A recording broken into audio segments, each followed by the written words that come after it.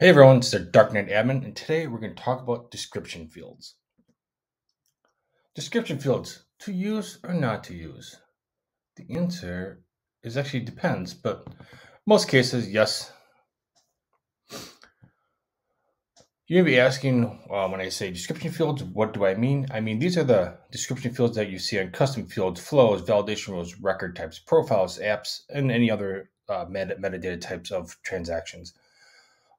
So wherever you see those custom description fields stating what these particular things that you built are for, it's a great idea to fill those in. That way you can come back to them and see what's going on later. So why should we use them? Context. I always ask myself this question when I create a new field or validation rule or flow. Will I know why this metadata exists in a month, a year, 3 years from now? So if I'm creating this data point and if it's not clear to me or to any other people using the system what this is for, I should probably put a description field in there so I know what's going on and why I should use it. So we can take a look at this example. We call this one checkbox 2021. There's no description. If I were to go to a record on the account and see this checkbox, I want to know what it's supposed to do for. So I just look at it and go, okay, this checkbox, I don't know what it does. It's probably useless data at this point. So if I come back to it and I fill in a better name for it, let's say I give it a name of checkbox for automation. And then I give a description of saying when this box is checked, it's going to fire some kind of automation. Now I know what it's being used for and why it's there. That way, when I come back to it in a week or a month or 5 years from now, I can clearly see why I built this. If it's still relevant at the time, we can keep it. And if it's not, we can get rid of it. The next one we're going to take a look at is validation rules.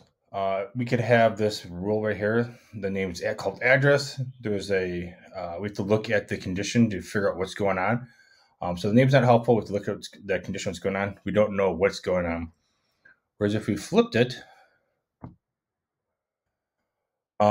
we can say, we're going to call the name convert address verification. So the name's given them a little more detail what's going on. And then we can actually, in the description field, describe if this address field is blank and is converted field is true, then fire this rule. So the description states what the validation rule is going to do in plain language. So I would say it's great to have really complicated formulas, but in the description, write out in plain language what needs to happen in this particular validation rule.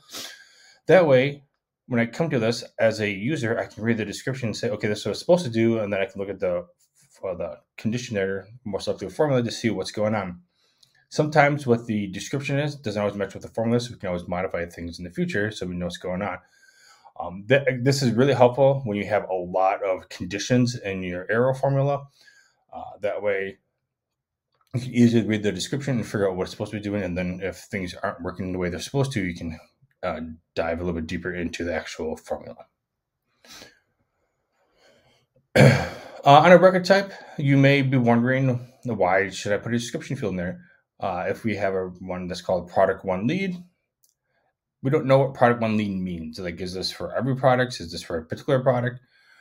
So what we could do is put in a description and say, use this for product XYZ. That way it's a very clear distinction of what you're supposed to be doing with that particular record type. Another example is, let's say you create custom profiles and you create one called basic profile. Who's supposed to get the basic profile? We don't know. It doesn't really tell you. What we could do is create a profile called entry level. It's a little more explanatory what's going on, but we can also use a description field to say that this is used for all entry level salespeople. So if you're an entry level salesperson, you probably have this profile. So it's a real nice way to make things clear to everyone what's supposed to be going on. It's really helpful for other people as well, not just the admin that's administrating the org themselves, but any other admins that might be in the org as well, helping out. And then our last example here, we're going to take a look is at the flow. Flow has a description, and it's really great. You can use the flow to describe what's going on in that particular flow. So you can write out some context of what's supposed to be happening. But it's also really great is that we can use it to identify additional issues. So let's say you have a flow working, but there's some issues with it, and you say, I'm going to fix XYZ, or you're adding some new criteria to it, or you're updating it. You can add in the description of what you did. That way, all the different versions you have, you can actually see the history of your flow and what happened in each of the different versions, and you can actually explain what's going on. So use the description field in your flows. You will only thank yourself. So to answer the question, should you use the description field? Yes, please do. It only takes a minute to fill. It only takes a minute to fill out the description file, but it can take forever to figure out what that field is doing. I've spent many hours trying to figure out what a field was supposed to be doing, to never actually figure out what's supposed to happen. And if a description field would have been easily put in there, we could have figured it out. I've also had the scenario where we tried to figure out what the field was for, couldn't figure it out, we go to remove it, and then all of a sudden people say, hey, I used that field for XYZ. If we would have put a description there, we could easily figure out what's going to happen going forth. So do yourself a favor, just fill it out. Your future self or future admin will thank you for filling in that description field, because it's only going to make their lives easier and your lives easier in the future. See you next time. Bye.